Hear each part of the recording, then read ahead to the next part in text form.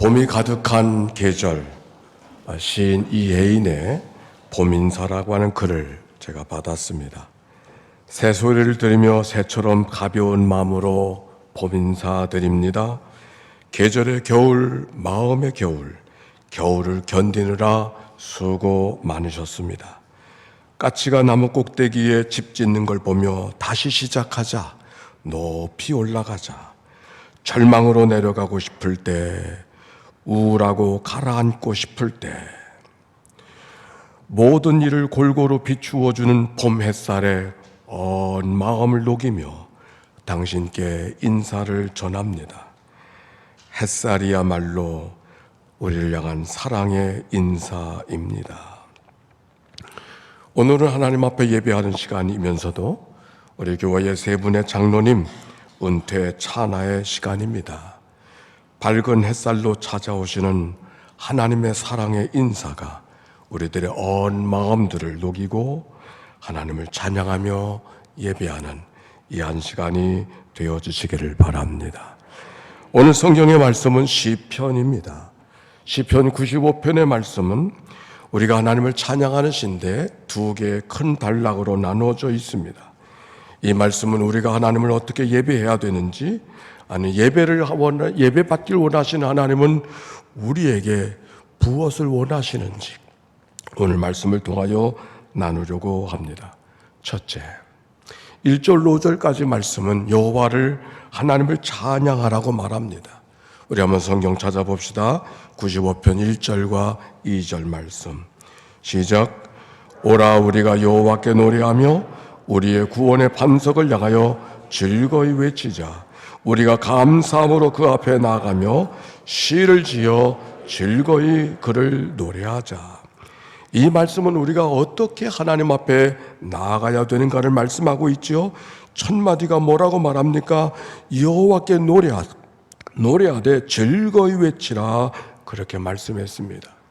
즐거이 외치라는 말씀이 뭘까를 성경 찾아보면서 영어 성경에 보니까 이 말씀은 즐거운 노이즈를 만들라, 단순히 음정을 높여 찬양하는 것이 아니라 소리를 질러가면서 하나님께 노래하라 하는 말씀이 옳습니다. 더욱이 2절의 말씀, 우리가 감사함으로 그 앞에 나가며 시를 지어 즐거이 그를 노래하라. 감사함으로 그의 앞에 나아가며 가만히 앉아서 점잖게 찬양하려 하지 말고 무엇인가 몸으로 표현하면서 노래하라고 말씀하고 있습니다.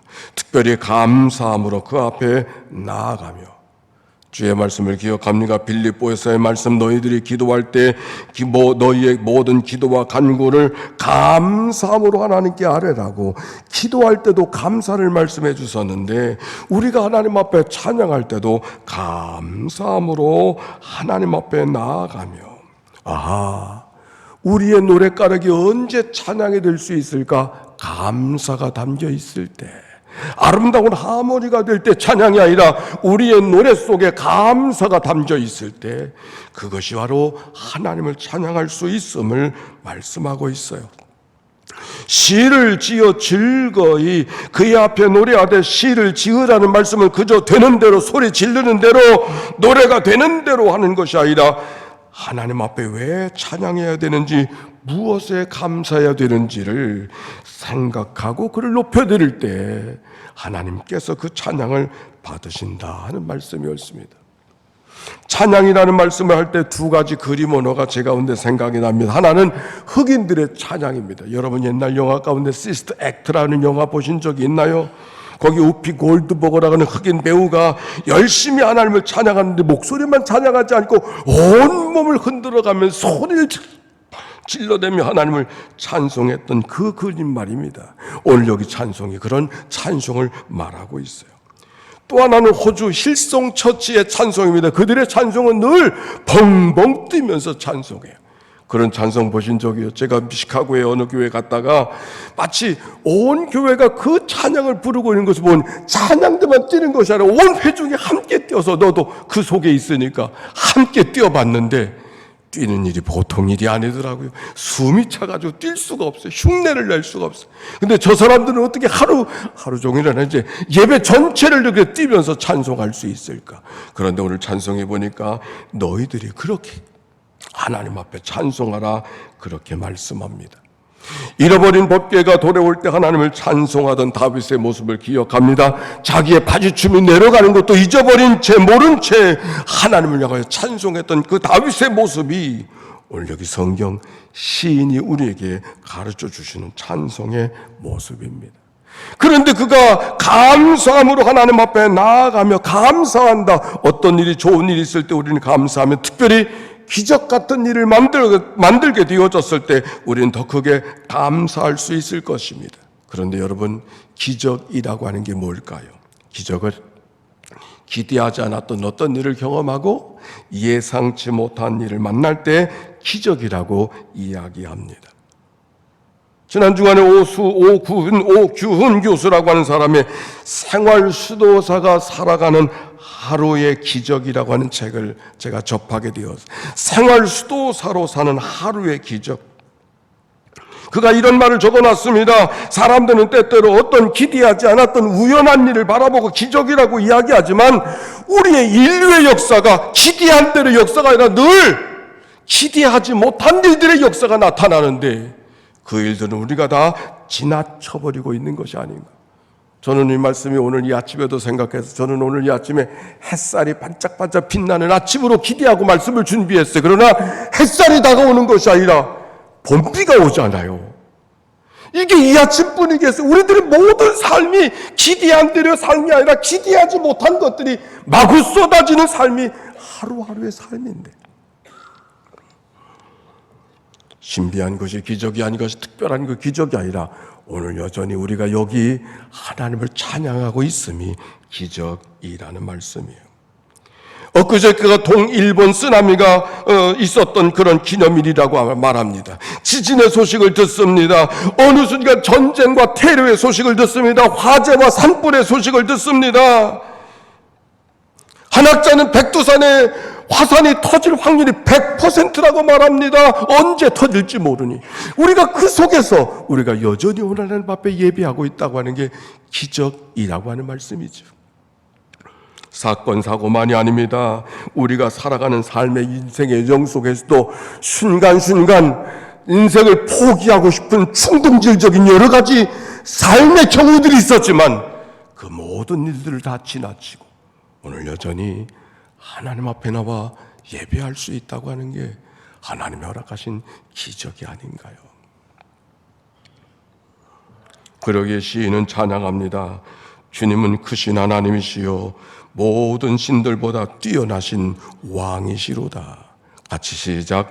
땅의 깊은 곳도 그 손 안에 있고 산의 높은 꼭대기도 그의 것이다. 바다도 그의 것이며 그가 지으신 것이다. 마른 땅도 그가 손으로 빚으신 것이다.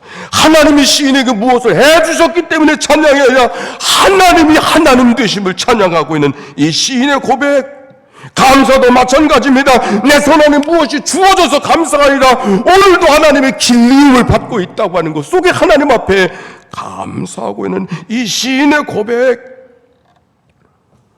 시인은 시인이 되어야 시인이 되는 것이 아니라 자연 속에 일상의 생활 속에 하나님의 은총을 발견한 사람들은 햇살 속에서도 하나님의 인사를 경험하고 흔들리는 바람에 흔들리는 가지 속에서도 하나님의 손짓을 보고 피어난 꽃망울 속에서도 하나님의 미소를 발견할 수 있는 모두가 시인이 될 수 있음을 생각하게 되는 것이죠. 하나님 앞에 누가 찬양하는가? 시를 지어 하나님을 향하여 찬송하라. 일상의 삶 속에 계속되어지는 우리의 모든 일 속에서 하나님의 은총의 빛들을 보게 될 때 그가 하나님을 찬송할 수 있음을 기억하고 오늘 하나님 앞에 예배하는 우리의 모습으로 우리의 예배를 받으시는 하나님께 영광을 돌리며 하나님께 깊은 찬송을 드리는 오늘의 예배가 되어지시기를 바랍니다. 두 번째, 여호와 앞에 무릎을 꿇자. 6절의 말씀입니다. 시작. 다시 한번 시작. 오라 우리가 굽혀 경배하며 우리를 지으신 여호와 앞에 무릎을 꿇자. 무릎을 꿇자. 굽혀 경배하며. 아까는 경찬양이라는 말을 사용하더니 지금은 경배라는 말을 사용합니다. 경배와 찬양이 어떤 차이가 있는가? 다 비슷한 말 같은데, 찬양은 하나님의 성호를 우리의 소리를 높여서 찬양할 때 그걸 찬양이라고 말합니다. 할렐루야 여호와를 찬양하라 그런 말이죠. 경배라고 하는 말, 하나님을 높여드린다고 하는 말은 동일한 말이지만 경배라는 말 속에는 따라오는 말이 있어요. 어떤 말인가? 우리가 무릎을 굽혀 엎드려. 경배라는 말, 샤하라고 하는 말은 바닥에 납작 엎드린다고 하는 말이에요. 높여, 소리를 높여 하나님을 찬송하는 건 찬양하라. 경배하는 것은 그분 앞에 내 삶을 엎드려서 그분을 더 각도 있게 찬양할 때, 그걸 경배하라. 그리고 샤하라고 하는 말은 영어 성경에는 worship, 예배하라는 말로 표현이 되어져 있습니다. 무엇이 찬양이고 무엇이 경배, 목적은 똑같지만 목소리를 높일 때는 찬양이요, 나를 낮추어서 그분을 높여드릴 때 그건 경배예요. 하나님께서는 우리에게 찬양하라고 말씀하시면서 우리에게 경배하라고 말씀하고 있습니다. 오라 우리가 굽혀 경배하며 우리를 지으신 여호와 앞에 무릎을 꿇자. 우리가 굽혀 경배하며 우리를 지으신 여호와 앞에 무릎을 꿇자. 단순히 허리를 굽히고 단순히 무릎을 꿇는 것을 말하는 것이 아닙니다. 우리가 하나님 앞에 얼마나 큰 죄인인가를 깨닫고 하나님 앞에 꿇어 자복할 때 그분의 이름이 높여지고 있음을 말씀하고 있는 것이죠. 생활수도사로 사는 하루의 기적을 쓴 오규훈 교수의 하루하루의 삶의 모습을 우리가 어떻게 하면 하나님 앞에 완전한 삶을 살아갈 수 있을까를 이야기하면서 성경 한 구절을 소개하고 있었습니다. 시작, 읽어봅시다. 시작. 내가 완전한 길을 주목하오리니 주께서 어느 때나 내게 임하시겠나이까. 내가 완전한 마음으로 내 집안에서 행하오리이다. 사람이 어떻게 하면 하나님 앞에 완전한 삶을 살아갈 수 있을까? 그의 삶의 모습이 완전해질 때 완전한 것이 아니라 그는 이렇게 말합니다. 완전케 하시는 하나님의 말씀에 진심으로 동의하며 사는 것. 완전을 따르고자 하는 영적인 열망을 잊어버리지 않고 그 열명을 실천하겠다는 결단과 함께하는 한 걸음 한 걸음 순종의 발걸음을 걸음을 떼는 것, 그것이 바로 내가 완전해지는 길에 섰다고 하는 그 말씀. 기대한 삶을 기대한 대로 살아내지 못한다 할지라도 상관하지 않아요. 내 마음에 흡족하지 못한 삶이 내게 있다 할지라도 그것 때문에 실망하지 않아요. 오히려 내가 여전히 오늘도 하나님 앞에 완전케 하시는 그 말씀에 동의하고 그 믿음의 길을 쉼 없이 한 걸음 한 걸음 걸어가는 자의 삶. 이거는 꼭 자전거 타는 것을 학습하는 것과 같습니다. 자전거를 탈 때는 넘어지지 않고 계속 달리는 것이 완전함의 목표라고 말하지만 처음부터 자전거를 잘 타는 사람이 없습니다. 앞을 바라보고 똑바로 가는 사람도 없습니다. 우리가 처음 자전거 배울 때 기억나세요? 가만히 서 있기도 어려운데 어떻게 달려갈 수 있을까? 꼬꾸라지기 십상인데 처음 생각이 그런 생각. 그런데 이상한 것은 꼬꾸라지는 것이 아니라 믿음을 갖고 달려가면 잘 달려갈 수 있습니다. 언제? 쓰러지는 쪽으로 핸들을 돌릴 때. 쓰러지는 쪽으로 핸들을 돌릴 때 그 자전거는 쓰러지지 않고 오히려 앞으로 잘 가고 있습니다. 우리가 믿음의 생활 속에 실수가 있어요. 잘못된 게 있어요. 못한 것이 있어요. 부족한 것이 있어요. 그러나 그 사실을 외면하지 아니하고 그것 때문에 실망하지 않고 오히려 하나님 앞에 나는 그런 사람입니다. 나는 그렇게 부족합니다. 나는 그렇게 연약한 인생입니다. 나는 그렇게 모진 인생입니다. 고백하면서 정직하게 하나님 앞에 내 부족을 드러나게 될 때 그가 하나님 앞에 완전한 길을 걸어가고 있다는 말씀이에요.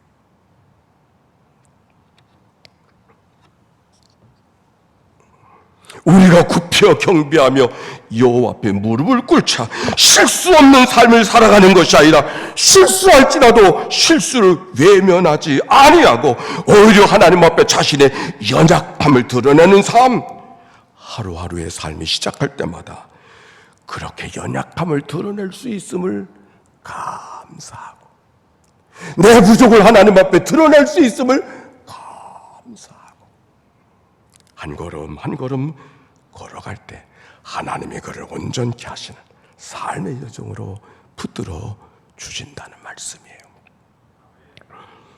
지난 새벽 사막 교부들의 이야기를 잠깐 나누었던 기억이 있습니다. 안토니 아빠가 제자 포이맨에게 이렇게 말합니다.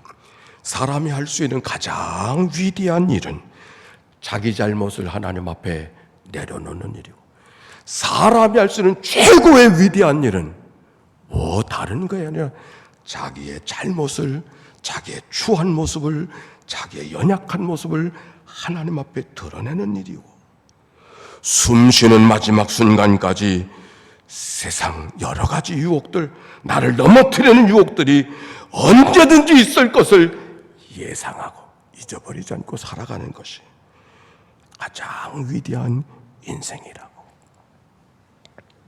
사람이라면 마땅히 당할 일이 있는데 마지막 숨을 쉬는 순간까지 유혹이 있을 것임을 알아야 된다고 하는 것. 사막의 교부들이 전해주는 이야기입니다. 누가 하나님을 경배할 수 있는가?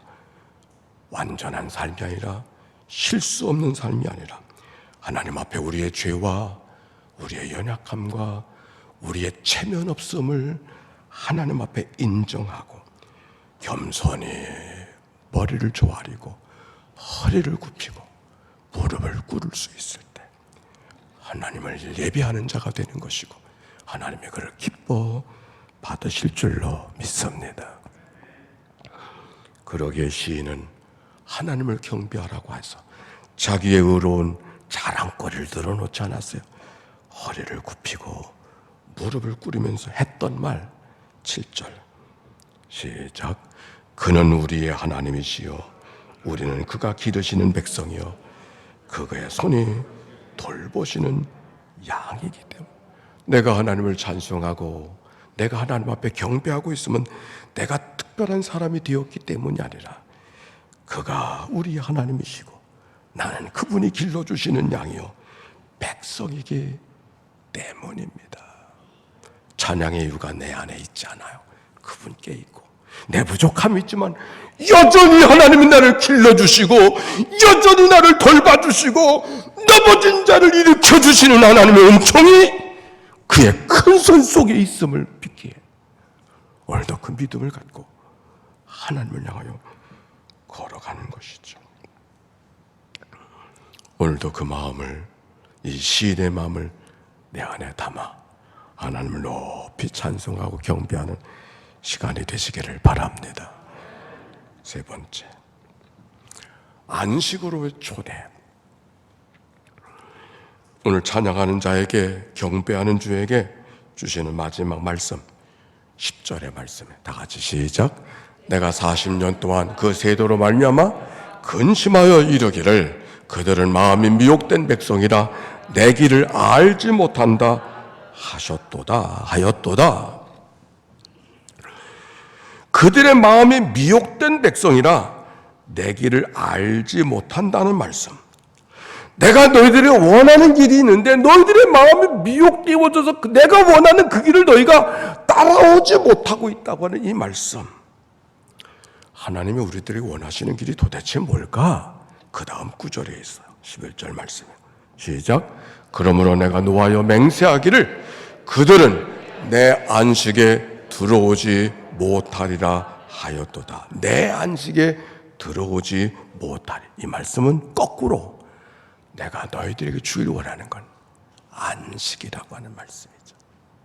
나는 정말 너희들에게 안식을 주기 원하는데 너희들이 이 안식을 미혹이 되어져서 맛보지 못하고 안식이 없는 인생처럼 살아가고 있지 않는가?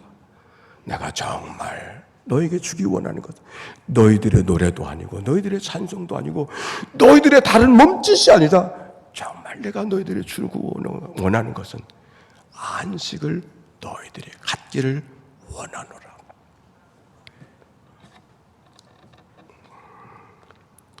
안식으로의 초대.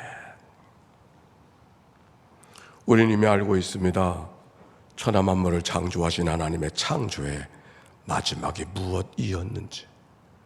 천지 만물을 창조하시고 빛을 내시고 궁창을 만드시고 궁창들을 채워가시면서 해와 달과 별들을 지으시고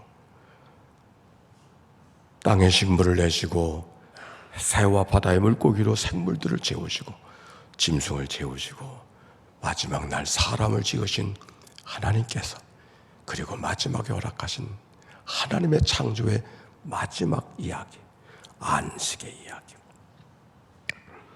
결국은 하나님께서 이 땅의 모든 일들은 뭘 아기자기하게 만드시려고 하는 것이 하나님의 목적이 아니라 안식을 주려고 하는 것이 하나님의 마지막 골이었음을 우리가 창세기를 통하여 발견합니다.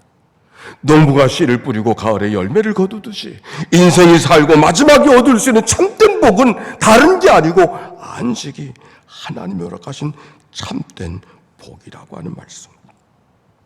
하루의 수고가 그쳤을 때 밤의 안식이 찾아오듯이 한 주 한 주의 삶을 살아가면서도 주일의 안식을 경험하게 하시듯이, 아니 우리가 하나님 앞에 기도한다 할지라도 기도는 내가 원하는 것을 원하는 대로 얻고자 하는 도구가 아니라 오히려 하나님이 주신 안식을 얻고자 하는 기도의 골이 안식이라고 하는 말씀. 그래서 기도한 자들의 마음속에는 평강이 임해야 되는 거예요. 기도하고도 평강이 없다, 안식이 없다, 하나님의 안타까움을 갖는 삶의 모습이에요. 그런데 이스라엘 백성들 하나님은 안식을 주려고 하는데 안식을 얻는데 실패했어요.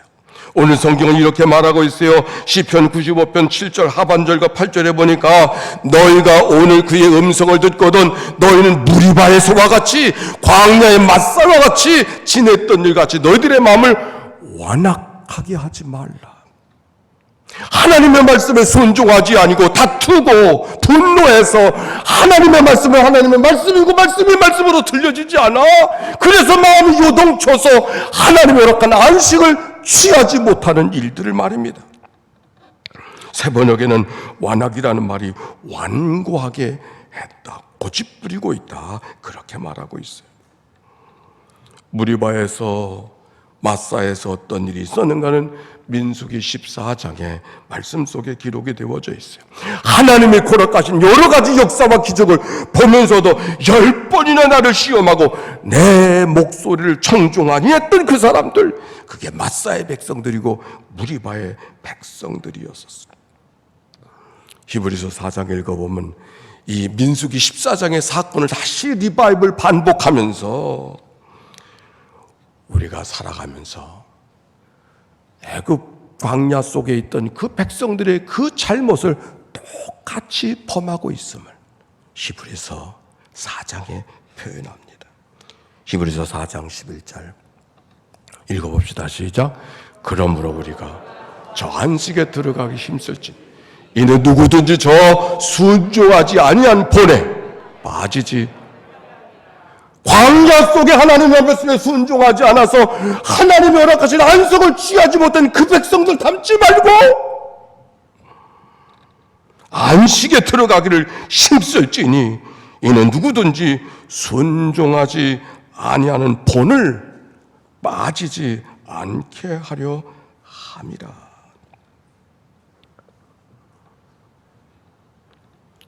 오늘 장로님들의 은퇴 찬양하는 날입니다. 저는 오늘을 준비하면서 하나님이 어떤 말씀을 주실까 오히려 제가 기대하고 있었습니다. 그런데 이 안식으로의 초대, 안식으로의 초대, 이제는 모든 수고를 다 마치고 이제는 모든 것을 다 툴툴 털어내며 이제는 안식으로의 초대.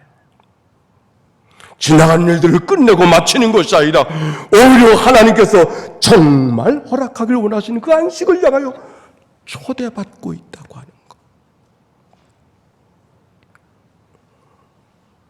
은퇴 차나 예식, 아무나 가질 수 없는, 아무나 가질 수 있는 영광이 아닙니다.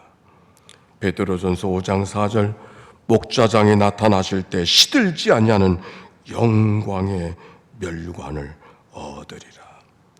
그러나 오늘의 참된 기쁨은, 아니 오늘 우리에게 주시고자 원하시는 말씀은 기쁨의 영광의 멸관만이 아니라 영원한 안식 가운데 바라보고 살아갈 수 있는, 소망하며 살아갈 수 있는 자리로 우리를 구별해 주신다고 하는, 어떤 용어도 요동치 아니하고 하나님 앞에 안식을 취하는 자로 살아갈 수 있는 삶으로 초대해 주시는 거룩한 예식.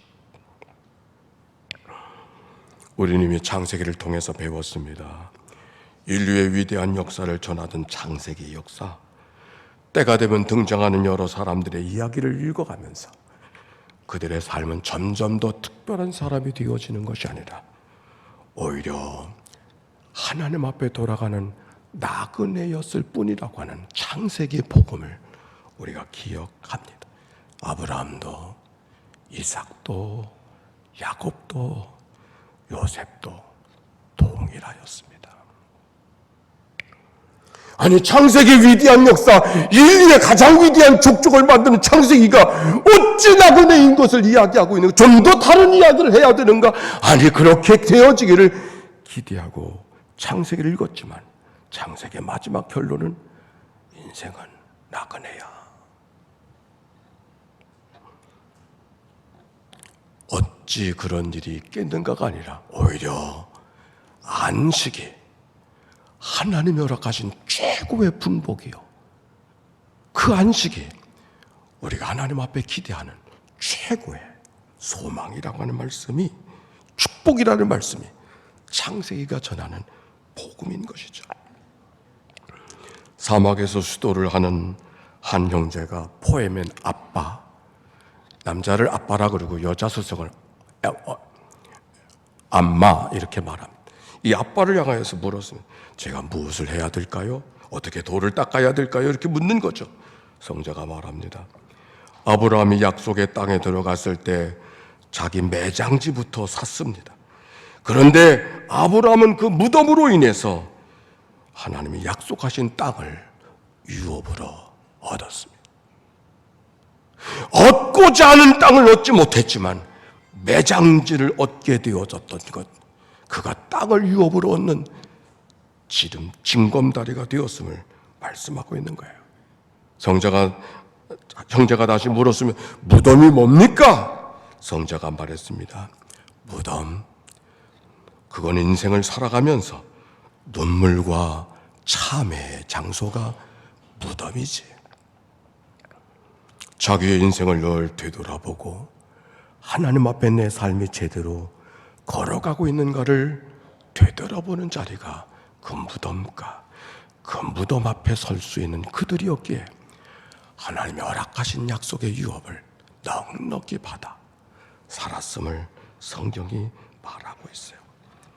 오늘의 말씀, 은퇴하며 차나 받으시는 분들뿐만 아니라 오늘 예배하는 모든 우리의 최후의 만찬은 하나님의 안식의 초대인 것을 기억하고 하나님이 허락하시는 그날 소망하며 믿음으로 걸어가는 그런 삶, 나그네, 우리의 잡고 있는 모든 걸 툴툴 털어내는 그런 삶으로 걸어 하나님의 복됨을 경험하는 믿음의 삶 모두에게 있게 되시기를 주의 이름으로 축원합니다. 찬양.